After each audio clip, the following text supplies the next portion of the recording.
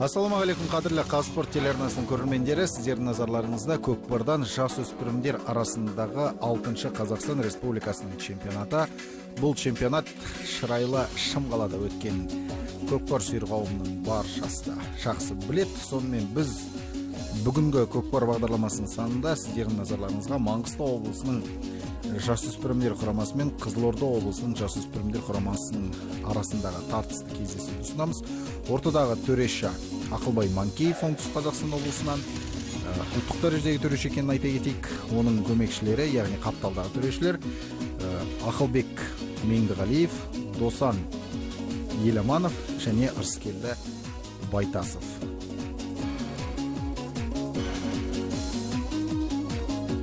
Сонымен бүгінгі бәсекеде осы Қазақстан Республикасында әділ төрешілік жасап жүрген азаматтардың қарауымен өтеді. Ал әуелі Маңғыстау облысының құрама командасымен өздеріңізді таныстыра кетейік. Бірінші нөмірде Жасұлан Қуанышұлы, ары қарай 12-ші нөмірге дейін тізбектеп шығайық. Нұртілек Оразбаев, Жеңісбек Етрек, Ердос Биман, Батырбек Рамазанов, Дарынхан Әкімжан, Ерлан Дүйсенбай, Темір Ботбай, Ақжол Әнуар, Жанболат Исабаев, Батырхан Нұрбердиев және Ертай Әбдешев. Ал олардың қарсыластары Саржейде өнер көрсететін Қызылорда облысының құрама командасы мына тізімде өнер көрсетеді. Сайын Сәдуақас, Мұқағали Нұртас, Ерасыл Өмірзақ, Ғалымжан Өміртай, Нұрлыбек Асқаров, Жарқынбек Жұмабек, Абылайхан Қалмұхамедұлы, Бағдәулет Ғаниұлы, Расул Қуандық, Дәулет Ағайдар және Нұртілеу Ибадулла. Маңғыстау облысының командасының жетекшісі Қанағат Сүйебаев. Осы Қанағат Сүйебаевтың көкпарға келуімен Маңғыстау облысындағы көкпардың біршама дамыған, тілге тиек еткеніміз жөн шығар. Ал команданы жаттықтыратын Бақытжан Кенжебеков. Бақытжан Кенжебеков тек қана жаттықтырушы емес, ұлттық дәрежедегі төреші екенінде айта кеткеніміз абзал. Команданың жетекшісі Қызылорда облысы бойынша Ислам Боранбаев, өте іскер азаматтардың бірі, және команданы жаттықтыратын Қанат Абылбеков. Қанат Абылбеков те ұлттық дәрежедегі төрешілердің қатарында. Сонымен Қызылорда облысының алғашқы тамаша шабуылы 5-ші нөмірдегі Нұрлыбек Асқаров қазір Серкенің тақымға басып тура мәре сызығының үстінде, және бұл салым болуға шақ қалып тұрған сәт сәл ғана қалды. Дегенмен де шабуылды ары қарай Нұрлыбекке жалғастыруға мүмкіндік бар. Серке әлде болса өзінің тақымында. Командалық әріптестері Нұрлыбекке жол ашып, жағдай жасауға көмек қолдарын созып жатқан жайы бар. Дегенмен де Нұрлыбек өзінің астындағы атының шұқырлығымен тамаша шабуылды ұйымдастырды және қазір ашылып шығуға мүмкіндік алды.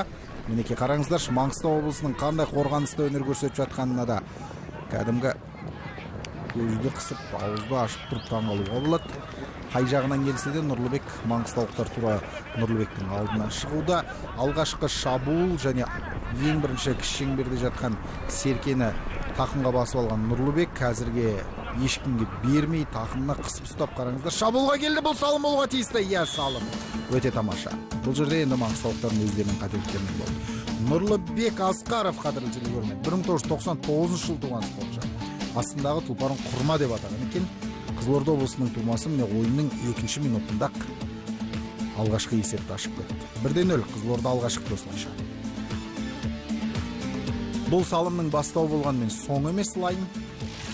Әлі алда 38 минут ойын бар. Сондықтан маңғыстаулықтарға да бұл жерде көңіл күй түсіріп, ойынға басқаша қарқынмен кірісуге болмайды. Бастысы шабуылды үдету керек. Міне қараңыздар, айтып ауыз жиғанша көк киімдегі маңғыстаулық спортшылар, атап айтқанда 9-ші нөмірдегі Ақжол Әнуар Серкені өз тақымына басып алды. Қазір ыңғайлап өзіне дұрыстап алмаса Серкені, аттың тұяғына Серкені басып шалынысып қалуға ықтимал. Әнуардың арасындағы жирен қасқа, міне қараңыздар, жүйріктігі де тамаша, бірақ бүкіл қызылордалық жігіттер жан-жағынан қаумалап қаптап алған. Әнуардың керемет өнер көрсетіп жатқанын көріп отырсыздар. Атының басының қайымдығын қараңыздар, қадірлі телегөрмен. Мінекей Серкені тақымға басып, тура Нұрлыбек Асқаров сияқты қарсыластарын қапияда қалдырып мәреге қарай жақындап жатқан сәті аттың басын солға да бұрып, оңға да бұрып керемет өнер көрсетуде. Қызылордалықтар міне Серкеге жабысқан және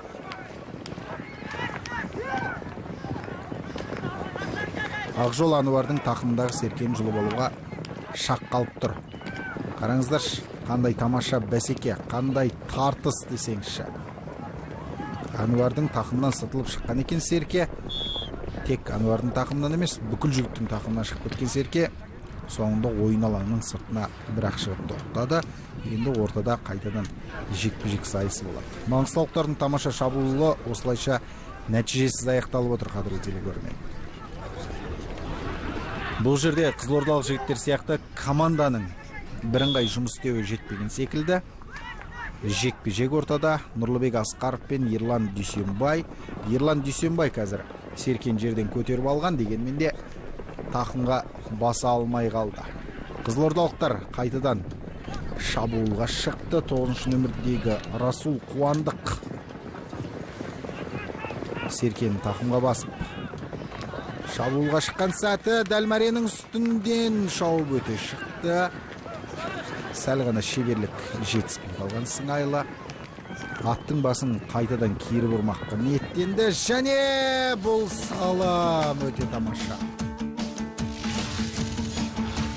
Қызылорда облысының ойыншысы Бағдәулет Ғаниұлы, қараңыздаршы қадірлі телекөрермен, 1999 жыл туған, астындағы аты сұйық қара.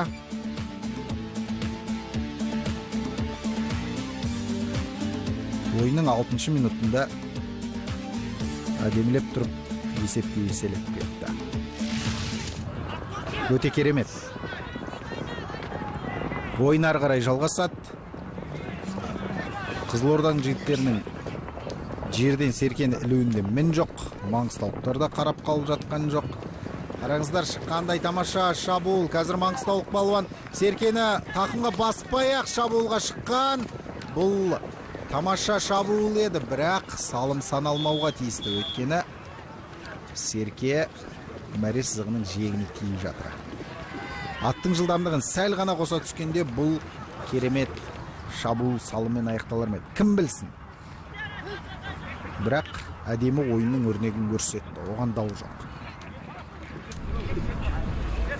Екі команданың терезесі тең екенін айта кетейік. Маңғыстаудың жігіттері де сен тұр мен шабайын дейтін азаматтар. Қызылордалықтардың қалай ойын көрсетіп жатқанын айтпаса да түсінікті дәл қазір.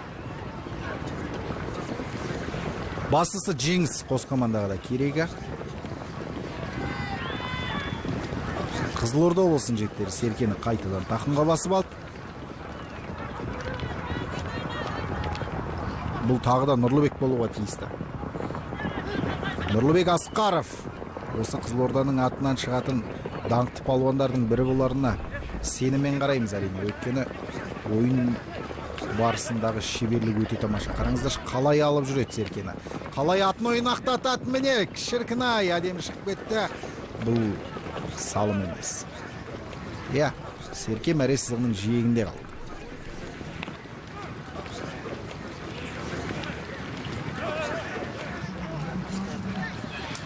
Тамаша мүмкіндіктен қызылордалықтар да маңғыстаулықтар да айырылып қалды. Десек те Қызылорданың кеткен есесі жоқ, өйткені қоржындарында 2 салым бар. Маңғыстаулықтарға барынша қазір осы бірінші кезең соңына дейін есепті теңестіру керек. Ақбозат пен Маңғыстаудың тағы бір палуаны Серкені тамаша тақымына басып, жеке дара шауып шығып бара жатқан сәтті көріп отырсыздар. Бұл енді шабуыл қалай аяқталар екен? Қызылордалық қос палуан қазір Маңғыстаудың жігітіне жақындады, бірақ төрешінің сықыры естілді. Бұл жерде ойын ережесі бұзылды ма екен? Көрейік. Режиссерлар қайталап көріністі назарымызға ұсынса жақсы болушы еді. Алайда әлде болса Серке Темір Ботбайдың тақымында жүр маңғыстаулық палуан. Бірақ оған жақындап жатқан қызылордалық жігіттерді көріп отырған жоқпыз. Қазір ортадағы төреші Ақылбай Манкеев ескерту жасағанын көрдіңіздер. Ойын әрі қарай жалғасты. Бұл жерде бізге нақты көріне қоймады. Ердің басына байлаған болу керек көкпарды. Сол үшін де төрешінің ысқырығы естілген шығар, кім білсін. Өйткені қызылордалық жігіттердің төрешіге айғайға басып, ереже бұзғандығы туралы хабар жеткізуінің мәні осы болса керек.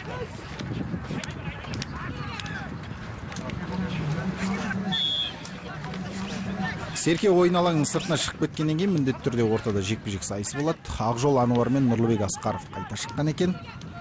Ортадағы шеңбердегі Серкеге таласуға Нұрлыбек Серкені жанамалап жүр. Ануар болса тура Серкенің үстінде. Серкен Маңғыстауық балуан жерден көтерген, бірақ қайтадан жерге түсіріп алды. Маңғыстауықтар қайтадан жердегі жатқан Серкені тақымға басып, тағы бір шабуылды ұйымдастыруға мүмкіндік алды. Бірінші нөмірдегі Жасұлан Қуанышұлы ойнақтап тұрған сәйгүлігімен Серкені тақымға басып алып жүр. Қызылордалық жігіттері қапталдан соғып, ойын алаңының сыртына шығарып жіберуге үмітті.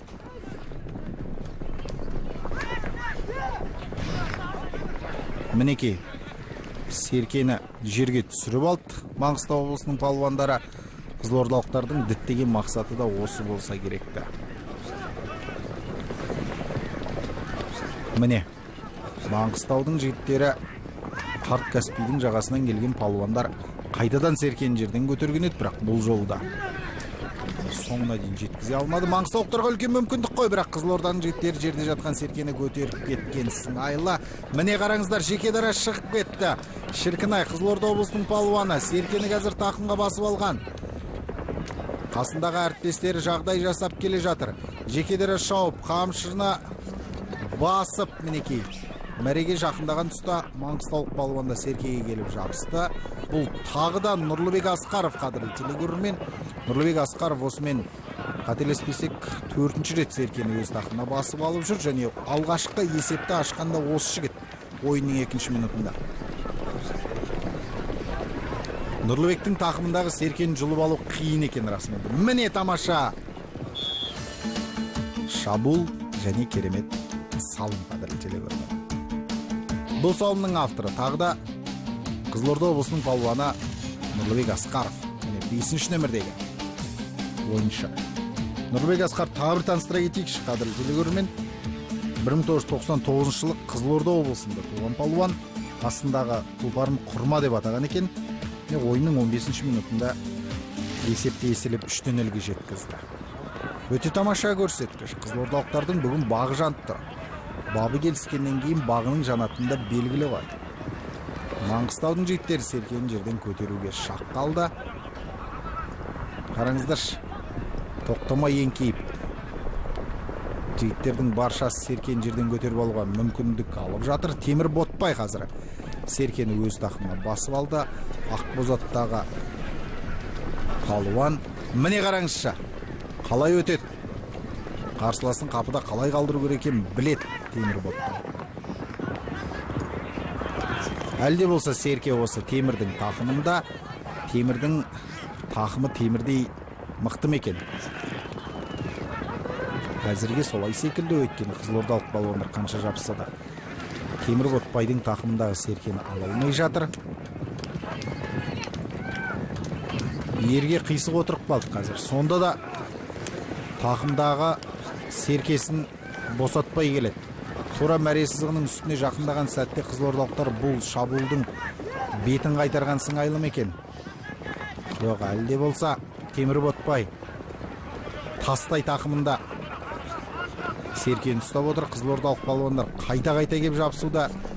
Шіркін, не деген тақым десеңізші? Жап-жас 18 жасар, былайша айтқанда балалар қазір Серкені дәл осылай тақымға басып, керемет ойын өрнегін көрсетіп жүрген. Әлде болса осы Темір Ботбайдың тақымында. Мінекей, сытылып шықты қалыңның арасынан. Бұл әттеген тағы да бұл мүмкіндікті жіберіп алды Маңғыстаудың жігіттері. Әдемі шығып еді, жеке дара келіп еді. Аттың тізгінін тура мәре сызығының үстіне келгенде тартып қалғанда шіркін бәрі басқаша болар. Кім білсін енді.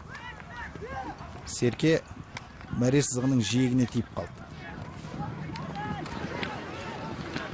Бірінші нөмірдегі Қызылорда облысының ойыншысы Сайын Сәдуақасқа ортадағы төреші Ақылбай Манкеев ойынның ережесін бұзған үшін қазір сары қағаз көтерді. Сары қағаз деген сөз 2 минутқа айып алаңына шығады, яғни ойынға араласа алмайды. Бұл енді маңғыстаулықтарға үлкен мүмкіндік, өйткені қызылордалықтар 3 ойыншымен ғана өнер көрсетуде. Соның өзінде Серкені тақымға басып қызылордалықтар, қараңыздар қандай шабуылға шыққанын. Бұл тамаша салым болуға тиісті. Көрейік, иә, салым қадірлі. Дәулет Ағайдар болуға тиісті бұл салымда.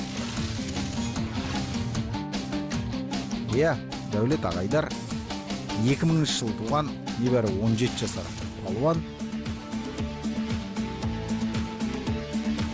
Астындағы аты Айторы. Екі маңғыстаулық көкпаршының қасынан қалай зулап өте шыққанын көрдіңіздер ғой. Аттың жылдамдығын осылай әдемі пайдаланды. Және қателескен жоқ. Керемет. Осылай ойнау керек ойнағанда. Өздері 3 ойыншы болса да, қызылордалықтар есепте еселіп жатыр. Көкпарда расымен де ойыншының саны емес, сапасы маңыздырақ сияқты осындайда. Дәулет Ағайдар салым салғаннан кейін бірінші кезеңнің қорытындысына көп уақыт қала қойған жоқ. Әзірге есеп 4-0. Қызылордалықтар алда, сырдың жігіттері сырбаз ойын көрсетіп жатыр. Төрешінің сықырға шалынды қазір.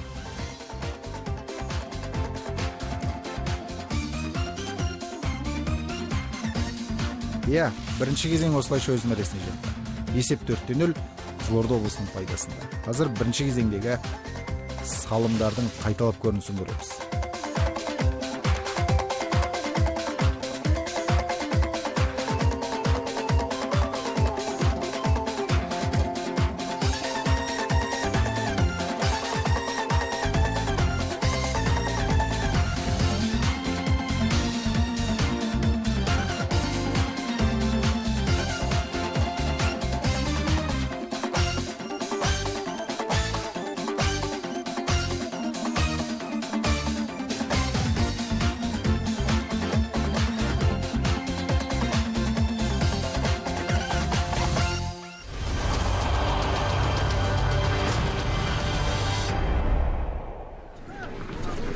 Маңғыстау облысы мен Қызылорда облысының жасөспірімдер құрамаларының арасындағы тартысты ойын жалғасуда. Тартысты деп айтуымыздың себебін өздеріңіз де көріп отырған шығарсыздар. Бірінші кезеңде қызылордалықтар 4-0 есебімен алға шықты. Маңғыстаудың жігіттері де осал емес. Иә, Қанағат Сүйебаев шәкірттерін жақсылап тәрбиелеген. Атпен қалай жұмыс істеу керек екенін біледі. Серкені қалай тақымға басу керек екенін біледі. Бірақ дәл сол мәренің үстіне барған кезде шатасып жатқан жайы бар. Қараңыздар, қызылордалық жігіттер есепте еселеуге мүмкіндік қой, бұл міне керемет. Бірақ Серке ойын алаңының сыртына шығып кетті, яғни мәре сызығының. Ары қарай жалғастыруға мүмкіндік бар, бұны салымға ұластыруға. Қызылордалықтар талпынғанымен Серкені жерден көтере алмай қалды. Әлде болса Серке тура маңғыстаулықтардың мәре сызығының үстінде. Бұл салым бекен, көрейік. Иә, ешқандай да Серке мәре сызығының жиегіне тиіп жатқан жоқ. Есепте еселеді. 5-0-ге жеткізген тағы Нұрлыбек Асқаров, қадірлі телекөрермен. Нұрлыбек Асқаров осымен осы ойында 3 салым салды. 5-0-ге жеткізіп отыр.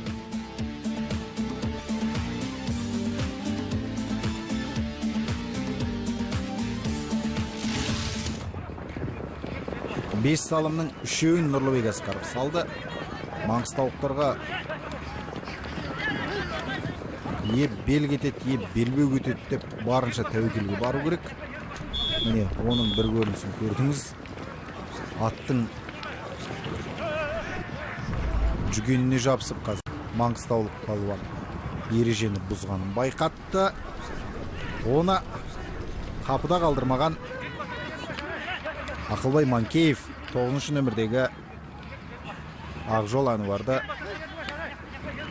айып алаңына қарай шығарып салды. 2 минутқа ойыннан шеттетілді. Маңғыстаудың жігіттері барынша тәуекелге барған, бірақ түбі осы ереже бұзумен аяқталғанын көрдіңіздер. Қазір жаңа ережеге сәйкес атты айналдыруға, тізгіннен алуға болмайды.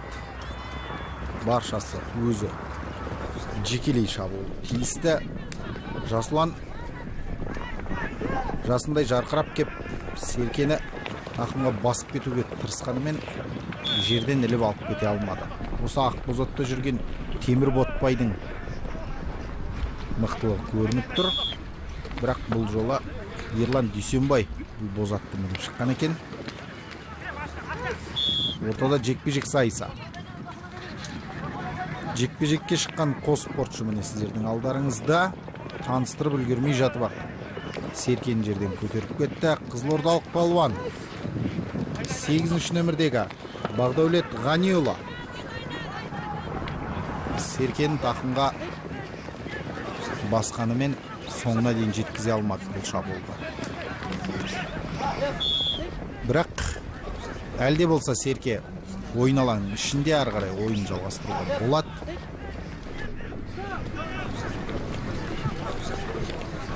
Бірақ төрешінің сықығы естілді. Яғни ортада жекпе-жек сайысы болуға тиісті.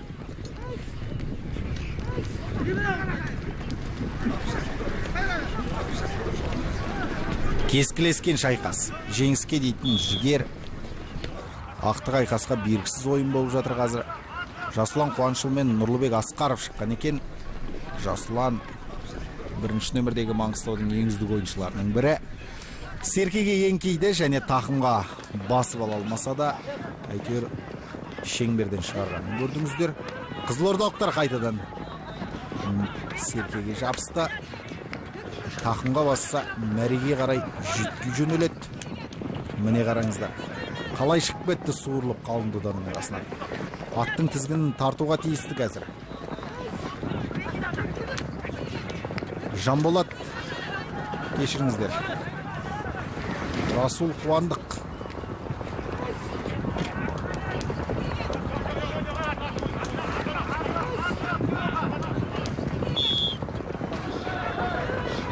Серке ойын алаңының сыртында. Қызылордалықтар тағы да бір әдемі шабуылды ұйымдастыруға тырысқанымен Серкені мәреге жақындата алмады. Маңғыстаулықтар өз қарсыластарының құпиясын ашқандай қазір қорғаныста өте тамаша өнер көрсетуде. Жекпе-жекте Жасұлан мен Нұрлыбек қайта қауышып отыр. Жаңа Жасұлан Серкені жерден көтеріп кеткен, бірақ тақымына басып ала алмады. Нұрлыбек өзі әліптің артын бағып жүретін палуан екен. Тағы да Жасұлан Серкені жерден көтерді, бірақ тақымға басуға ыңғайы келмей жатыр. Мінекей тақымға басқан сәті. Енді аттың тізгінін кері бұруға тиісті. Қараңыздар, Жасұлан қалынның арасынан өтті. Жеке дара шауып шығуға мүмкіндік алды. Қамшыны басу керек енді атқа. Қандай тамаша шабуыл. Серкені осы бастан бастап ақырындап жерге қарай ыңғайлау керек. Деген ай. Сәл кеш қалды. Маңғыстаулықтарға толықтай мүмкіндік бар. Ары қарай жалғастыру керек. Бірақ мәре сызығының жиегіне тиіп қалған екен Серке. Сыртына шығып бар. Жасұлан ай. Тамаша мүмкіндікті жіберіп алды. Ертерек қозғалғанда, ертерек еңкейгенде нақты салым болып мәренің қақ ортасында жатушы еді Серке. Бірақ Жасұлан олай жасай алмады. Нәтижесінде тағы бір шабуыл нәтижесі аяқталып отыр. Қызылордалықтар мұндай қателікті кешірмейді. Қарсыластарын жазалауға бекінген секілді әдемі шабуылдың бетін қайтарды. Серке ойын алаңының сыртына шықты. Енді ортада қайтадан жекпе-жек сайысы болды. Сол жекпе-жектің нәтижесінде маңғыстаулықтарға үлкен мүмкіндік туып жатыр ашығын айтқан кезде. Соны әдемі пайдалана алмайды. Жігіттер жастық болып жатқан сияқты. Жастың аты жас қой дегенмен де әдемі өнер көрсетіп жатқанына күмән келтіре алмаймыз. Ортадағы жекпе-жекте Ақжол Ануар шыққан екен, бұл жолы Нұрлыбек Асқаровқа қарсы. Нұрлыбек еңкейер емес бірінші болып.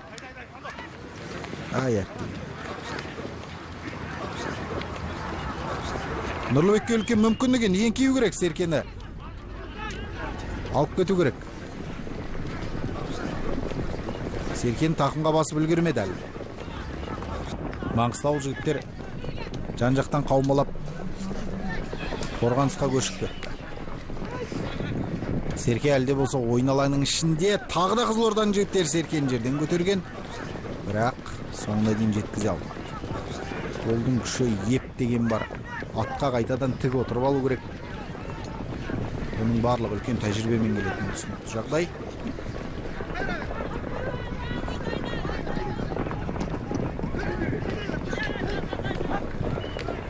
Қараңыздар, қандай тартыс.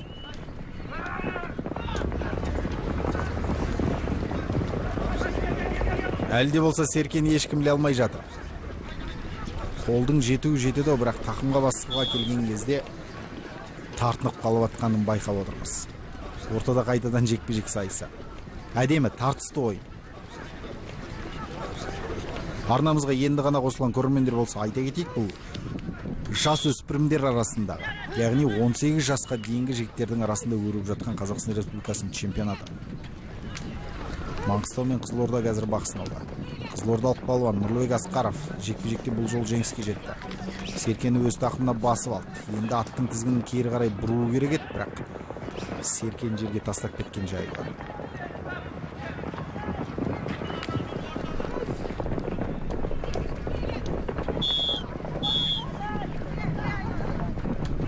Қызылордалық палуандар тағы да бір шабуылды ұйымдастыруға шақ қалғанда төрешінің ысқырығы естілді. Бұл жерде ойын ережесі бұзылды және сары қағаздың маңғыстаулық спортшыға көрсетілгенін көрдік. Оның себебі атпен келіп қаққандығы. Маңғыстаудың екінші палуаны осымен сары қағаз алды.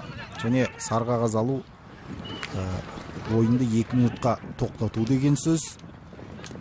Бұл қызылордалықтарға үлкен мүмкіндік. Өйткені күлгін сарғылт түстегі жейде киген жігіттер қазір 4 азамат болып алаңның төрінде, ал қорғаныста 3 қана азамат, 3 қана ойыншы. Сондықтан мүмкіндік бар қызылордалықтарға есепті еселеп кетуге. Оның үстіне енді жеңіспен қызылордалықтарды құттықтай беруге болатын шығар, дәл осы аталмыш жеңіспен. Өйткені қалған 4 минутта есепті теңестіру маңғыстаулықтарға қиындық тудыратыны белгілі. Нұртілеу Ибадулла Серкені тақымға басқан, бірақ мәре сызығының жиегінен өтіп кете барды.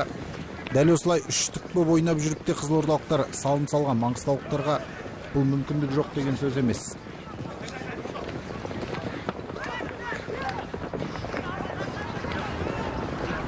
Серке әлде болса жерде жатыр. Қызылорданың жігіттері қайтадан басып алды. Көкпардың өте жылдам ойын екен ұққан шығарсыздар. Сәл ғана қателік бұл жерде. Кешірілмейді. Қызылордалық палуан. Тағы да сол Нұрлыбек Асқаров. Мәре сызығының тура түбіне келген кезде Серкені түсіріп алған жайы бар. Қызылордалықтар қайтадан Серкені тақымға басты.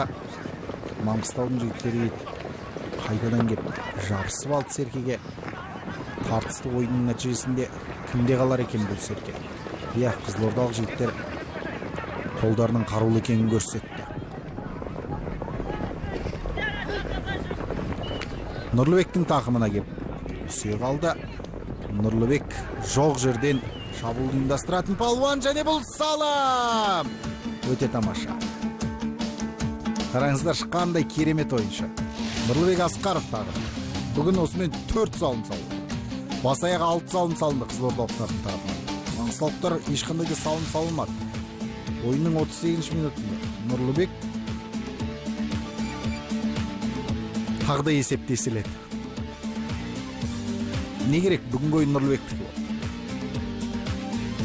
Жоқ жерден шабуылды керемет аяқтап кетеді, нүктесін тамаша қояды. Есеп 6-0. Құрма дейтін сәйгүлігі Нұрлыбекке бүгін көп жағдай жасады.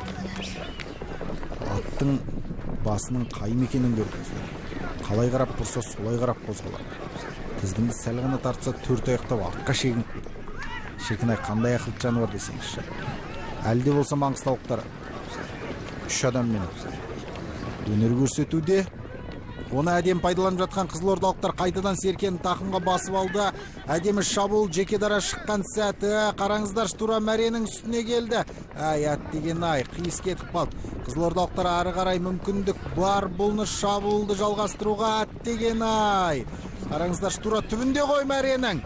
Міне, шабуылдың нүктесі қойылды, бірақ бұл салым емес. Өйткені бірінші мүмкіндікте Серке мәре сызығының жиегінде жатты, тиіп жатты. Осының нәтижесінде енді ортада жалпы командалық тартыс болады. Жекпе-жек жоқ.